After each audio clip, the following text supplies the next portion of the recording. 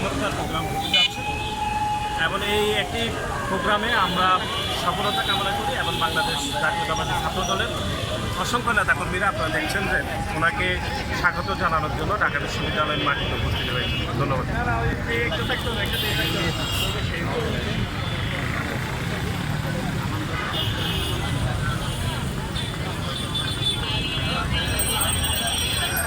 শুধু দর্শক আমরা দেখতে পাচ্ছি first lady doctor Jobeda Rahman আসবেন এবং তাকে অভিনন্দন জানানোর জন্য নেতাকর্মীরা আজকে বিশ্ববিদ্যালয়ের সামনে কার্জন হলের সামনে তারা অধীর আগ্রহে অপেক্ষা করছেন এবং স্লোগান দিচ্ছেন। আমরা দেখতে পাচ্ছি আর কিছুক্ষণের মধ্যেই first lady doctor Zubaida Rahman এখানে আসবেন এবং উদ্বোধন করবেন।